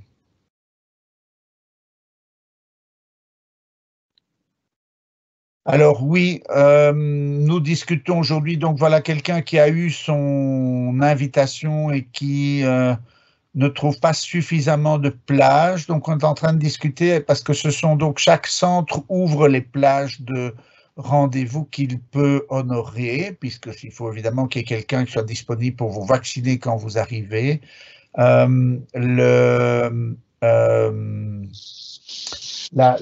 Pour le moment, on a avancé un peu avec prudence. Vous avez entendu à Bruxelles et en Flandre beaucoup de difficultés de démarrage qu'on a voulu limiter. Mais en principe, les centres vont ouvrir au moins 3 semaines à l'avance, assez rapidement, et donc il y aura un peu plus d'offres, si j'ose m'exprimer ainsi. Oui, parce qu'effectivement, là, vous avez une marge assez large pour prendre rendez-vous, mais il faut que le centre vous ouvre des plages. Et ça, c'est chaque centre de vaccination qui gère son agenda. Alors, les psychothérapeutes, c'est les psychologues cliniciens qui sont repris dans la liste fédérale et qui seront donc invités dans la première ligne. C'est indépendamment du type de centre dans lequel ils travaillent. Alors, qu'est-ce qu'on fait avec les personnes qui ont 55 ans et 8 mois? Jean-Michel, est-ce qu'il y a eu une discussion là-dessus? Donc, moi, je vis avec l'idée que si on a moins de 56 ans, on reçoit le vaccin AstraZeneca. Si on a plus de 56 ans, on reçoit le vaccin Pfizer. Donc, si on a 56 ans ou plus. La recommandation, c'est 18 à 55 ans inclus, et donc c'est au-delà de 55 ans. Donc quand on a 55 ans et 364 jours, on a toujours 55 ans. Et donc c'est comme ça que je le comprends. Donc. Mais donc il faut cesser de penser que le vaccin d'AstraZeneca cesse d'être efficace quand on passe la barre des 56 ans. Hein. Donc, c'est une évidence. Je crois qu'on a fait beaucoup de mal à ce vaccin avec cette histoire de l'âge. Alors qu'en réalité, je pense que dès qu'on aura les données cliniques, on va voir que, voilà, enfin, on a les premières données sur les jusqu'à 80 ans dans l'étude écossaise qui sont quand même déjà très intéressantes. En tout cas, ne pensez pas que parce que vous allez passer la frontière dans un mois, le vaccin va tout d'un coup cesser de vous couvrir. En Allemagne, c'est 65 ans, en France aussi, en Hollande, je pense que c'est 65, en Italie, c'est 55. Et donc, voilà, comme Yvon l'a dit, c'est un peu arbitraire, quoi. C'est un peu arbitraire parce que les gens veulent garantir par transparence des données.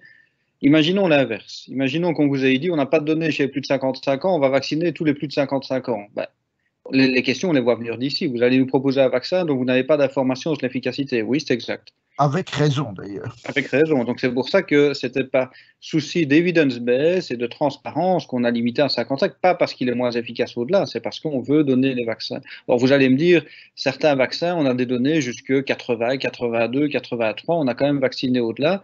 Oui, c'est vrai, mais ici, c'est une grande différence, c'est qu'au-delà de 55 ans, il y a une grande population, et deuxièmement, on a un vaccin alternatif qui est un vaccin ARN messager dont on a des données chez les plus de 55 ans. Donc, c'est ça qui est certainement important. Est-ce qu'il faut doser l'immunité cellulaire acquise? Est-ce qu'on peut doser l'immunité cellulaire acquise? Oui, c'est une question plus subtile que je n'avais lu initialement. Est-ce qu'on est capable de mesurer l'immunité T? Donc capable, oui, c'est-à-dire que par cytométrie, au même type que dans les études cliniques, hein, c'est d'ailleurs ce qu'on fait tant chez l'animal qu'en phase 1 par exemple, on mesure vraiment de façon détaillée l'impact sur l'immunité, donc pas uniquement les anticorps neutralisants qui ne sont d'ailleurs pas si simples à mesurer, mais également l'immunité cellulaire. Bien évidemment, c'est quelque chose qu'on ne fait pas en routine chez les personnes qui sont vaccinées. On le fait pour prédire au départ si la bonne dose du vaccin et l'immunité induite par le vaccin est de nature humorale, cellulaire, mais on n'a aucune idée, si on fait même une analyse cellulaire chez vous sans le vaccin, chez des personnes qui ont développé la maladie, de savoir si oui ou non vous serez plus à même de redévelopper la maladie, si vous avez une meilleure protection. On n'a pas de corrélat de protection, on n'a pas de valeur cutoff, on n'a pas de mesure, si ce n'est dire oui, vous aurez peut-être des lymphocytes T qui auront été activés, qui auront été présents au niveau cellules immunitaires, mais ça reste plus de l'aspect recherche dans les études cliniques que de l'aspect routine chez un patient, chez une personne individuelle.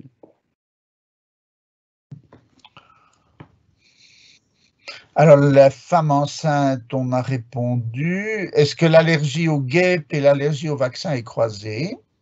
Non, on peut, chez les personnes qui ont des allergies de façon plus générale, j'ai oublié le nom exact du groupe des insectes, les hémioptères, je pense, quelque chose comme ça, peuvent être vaccinés sans aucun problème. Il y a un suivi de 15 minutes minimum après la vaccination avec le matériel à disposition pour les chocs anaphylactiques, et on sait que toute une série de personnes qui n'ont jamais eu d'allergie ont fait des chocs anaphylactiques, et à l'inverse, certaines ont eu des chocs anaphylactiques, mais le risque est très faible. On parle de à peu près 1, 2, 3 cas tous les 100 000. Donc ça, c'est une première chose. Et deuxièmement, ce risque est beaucoup plus rare qu'avec une pénicilline ou avec un anti-inflammatoire ou avec, par exemple, une pénicilline qui apparaît de façon plus fréquente. Donc c'est vraiment des mesures de précaution extrêmes qu'on prend pour réduire ce risque de réaction anaphylactique. Mais il n'y a pas aujourd'hui de contre-indication, à l'exception d'une allergie à un composant du vaccin, notamment le polyéthylène glycol pour les vaccins ARN et éventuellement le polysorbate pour les vaccins AstraZeneca. Et si je ne dis pas de bêtises, l'allergie attendue pour l'AstraZeneca sera plus basse que celle des mRNA. Est-ce que c'est juste? On est en train d'analyser cette semaine et la semaine prochaine, l'Agence européenne du médicament, les cas rapportés d'anaphylaxie. Mais donc, il y a aussi des cas d'anaphylaxie, comme tous les vaccins. Je vous rappelle que tous les vaccins entraînent un risque d'anaphylaxie dans un cas sur 1 million. 1 sur 1 million, oui. Oui, la fréquence est très difficile à estimer quand c'est des cas rapportés, puisqu'on ne sait pas les voir en études cliniques. On n'a pas d'études cliniques chez 1 million de personnes. Et donc, on peut espérer qu'il y ait un peu moins d'allergie, mais rien n'est moins sûr.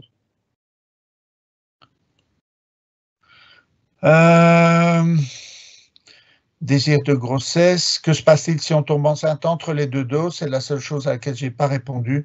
On propose de suspendre la seconde dose dans l'attente d'avoir plus de données cliniques. Mais c'est vraiment de la sécurité. En tout cas, ce qu'il faut être très clair, c'est qu'il n'y a pas d'indication d'interruption de grossesse si quelqu'un est accidentellement enceinte pendant le processus de vaccination. Il n'y a vraiment aucun argument pour une approche aussi radicale. Hypothyroïdie auto-immune, je crois qu'on a répondu en réalité. Tu peux la maladie auto-immune, c'est le même concept. C'est le même concept. Hein. Je compte me faire vacciner. Je suis convaincu. Le but des autorités semble consister à vite convaincre versus permettre aux gens de se faire une opinion réfléchie sur les débats contradictoires, en faveur ou en défaveur. Quid de promouvoir cette idée dans les médias publics? Alors, c'est une bonne discussion. Je vais peut-être être un petit peu radical, mais je vais le faire en me basant sur l'histoire. Je me rappelle avoir écouté un débat à la RTBF lors du début de la pandémie H1N1 qui ne s'est jamais concrétisée, où il y a eu cet achat massif de vaccins par la Belgique qui a fait après l'objet de polémiques en disant que les autorités avaient été trop prudentes, comme quoi l'histoire montre qu'il faut toujours tourner sa langue cette fois dans sa bouche et que parce que l'épidémie ne s'était pas développée à l'époque. Et je me rappelle d'un débat qui m'avait profondément choqué entre un monsieur qui était un scientifique de l'Institut de santé publique qui avait travaillé toute sa vie sur les vaccins et qui avait été mis face à une jeune excitée anti-hépatite B qui racontait n'importe quoi. Et ça m'avait profondément choqué. D'autant plus que lui, qui était un type, un homme de science, n'était pas spécialement intéressé à la communication, il essayait d'expliquer les choses de la manière la plus rigoureuse possible. Et il avait en face de lui quelqu'un qui ne faisait que d'essayer d'agiter la peur et la méfiance. Et je me disais, mais qu'est-ce que fait le service public à mettre sur le même pied quelqu'un qui n'a aucune expérience, aucune connaissance et aucune validité et lui donner une tribune à la même hauteur que quelqu'un qui a consacré toute sa vie à la santé publique et au bien public et qui a accumulé des connaissances qui mériteraient quand même d'être un minimum respectées.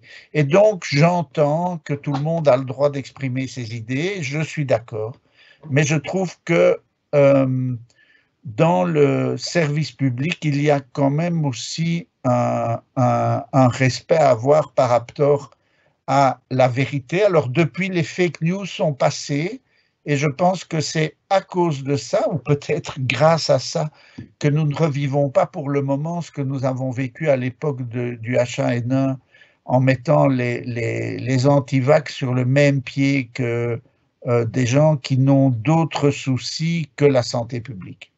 Et donc voilà, vous livrez votre sentiment, je livre le mien. Combien de temps doit-on attendre pour se vacciner lorsqu'on a fait la Covid? 14 jours. Après la guérison, on peut se faire vacciner. L'ensemble des pharmaciens seront convoqués, ils font partie des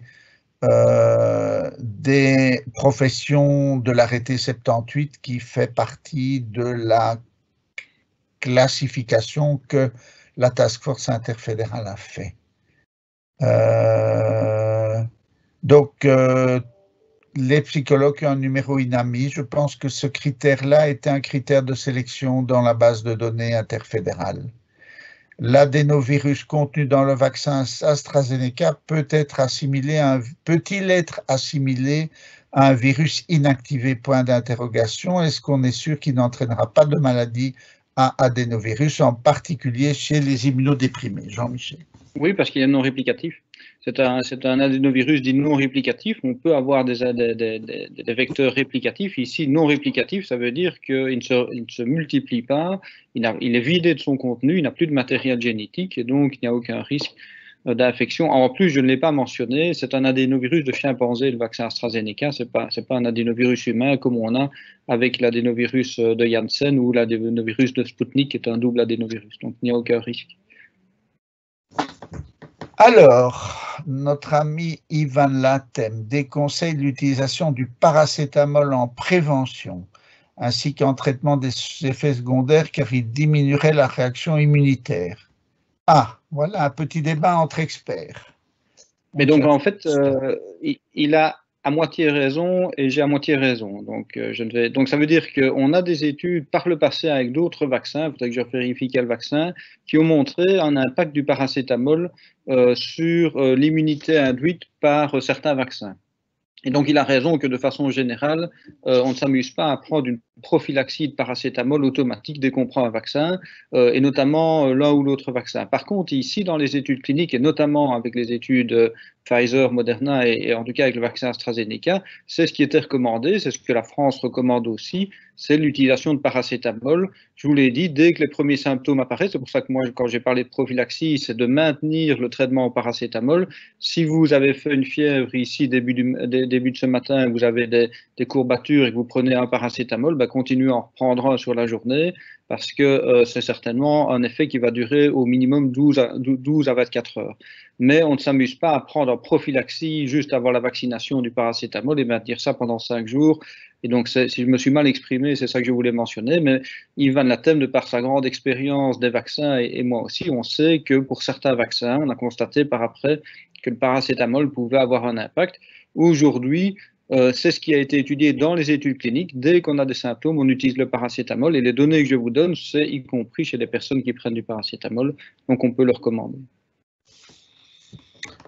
Très bien. Faut-il faire le vaccin chaque année comme la grippe? Possible, c'est pas exclu, on verra.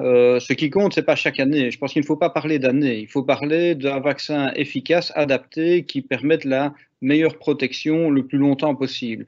Et donc, ce qu'il est possible, c'est qu'on chipote, entre guillemets, excusez-moi l'expression, pendant quelques mois, quelques années, pour peut-être trouver le vaccin qui sera peut-être le plus adapté, ce qu'on appelle un polyvalent au lieu d'un monovalent, ou une association, par exemple, dans le même vaccin. Je vous rappelle qu'aujourd'hui, on utilise l'Infanrix Hexa, un hexavalent, pour différentes formes virales et bactériennes.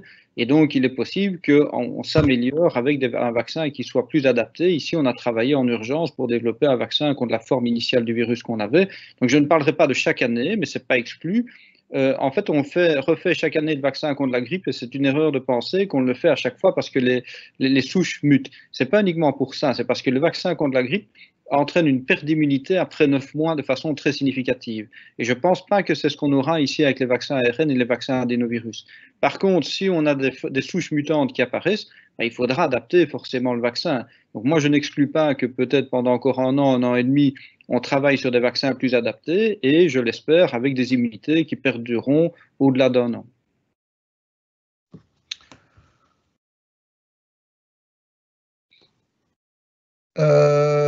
Personnes précaires pourront-elles se faire vacciner gratuitement?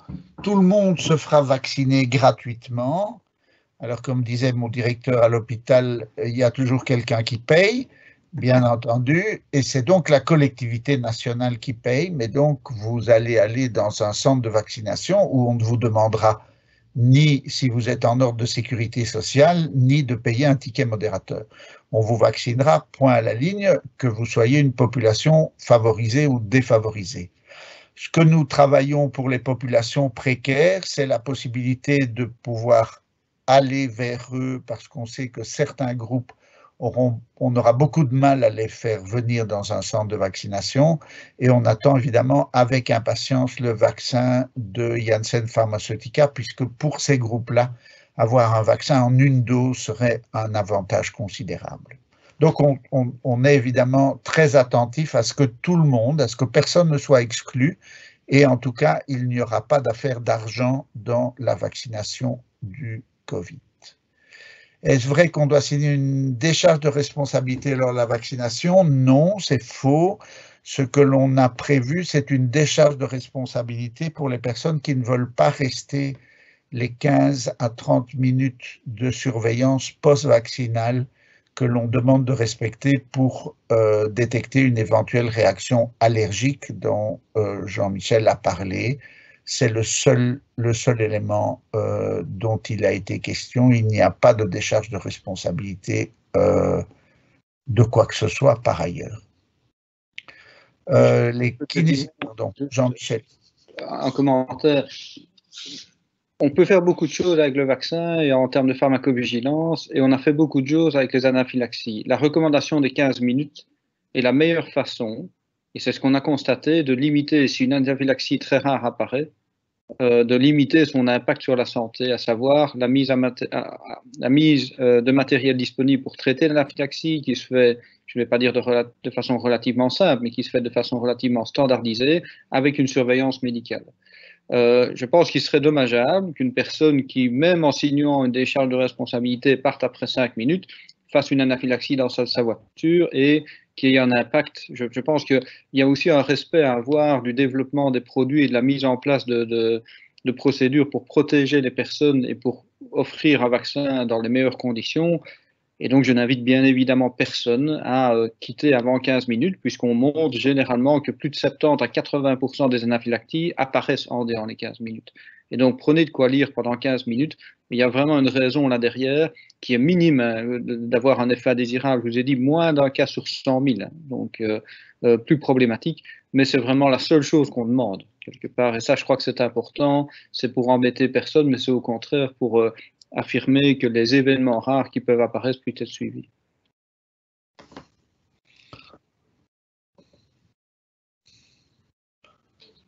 Peut-on changer de centre de vaccination? Donc dans la procédure actuelle, c'est compliqué.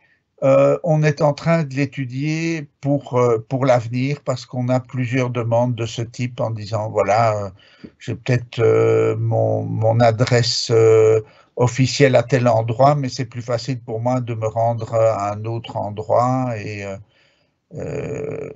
dans la mesure où évidemment on n'a pas des mouvements de population qui rendent la prédiction du nombre de vaccins nécessaires dans un endroit ingérable, on n'a pas non plus de raison structurelle de vouloir absolument que quelqu'un aille à un endroit plutôt qu'à un autre. Hashimoto, on a répondu.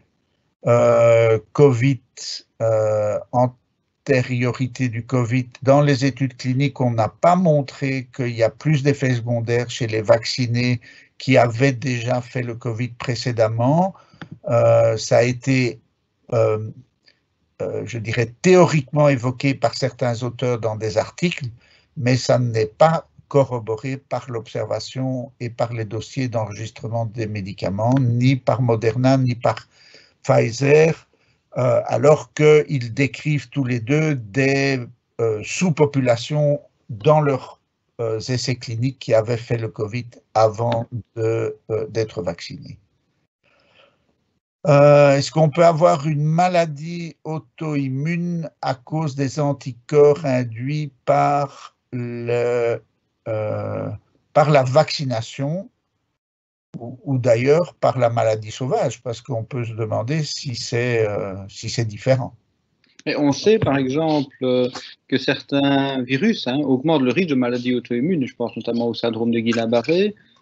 Et donc c'est pour ça qu'on recommande même la vaccination chez des personnes qui ont développé ou qui sont à risque de certaines maladies auto-immunes, parce que dans certains cas, les virus eux-mêmes génèrent plus d'augmentation de risque de maladies auto-immunes. Et donc aujourd'hui, en tout cas avec la vaccination en tant que telle, ce sont des risques qui sont suivis à moyen, à court terme et à plus long terme. Ça veut dire qu'on détermine les taux d'incidence de base dans les populations, et dans les populations vaccinées, on analyse si on a plus de cas qui apparaissent en termes d'incidence dans les groupes vaccinés par rapport aux groupes non vaccinés.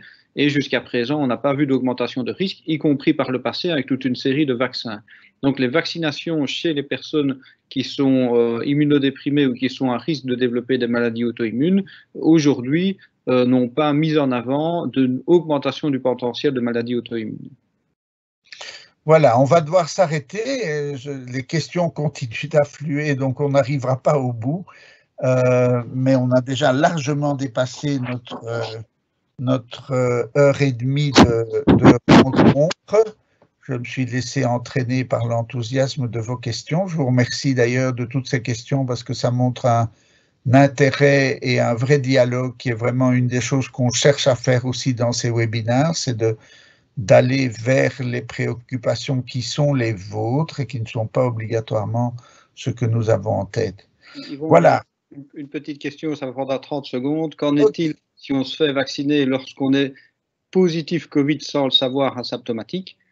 Ça veut dire que vous avez une double chance. Vous avez un Covid asymptomatique et vous avez la chance d'être vacciné. Ce qui peut se passer, c'est qu'effectivement, vous pouvez, et ça c'est important, avoir des symptômes de Covid après une première dose de vaccin.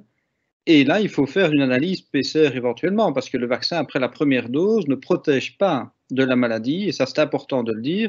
Et donc, rien n'exclut qu'après une première dose de vaccin, que ce soit Pfizer, Moderna ou AstraZeneca, notamment, en tout cas, en dehors les 2 semaines pour Pfizer et Moderna et 3 semaines pour le vaccin AstraZeneca, vous êtes toujours à risque d'être contaminé, de développer le Covid ou de commencer des symptômes Covid parce que vous avez été affecté avant. Mais par définition, vous ne savez pas savoir si vous n'avez pas été en contact et que vous n'êtes pas isolé, vous n'êtes pas confiné. Si vous êtes confiné, vous ne pouvez pas être vacciné.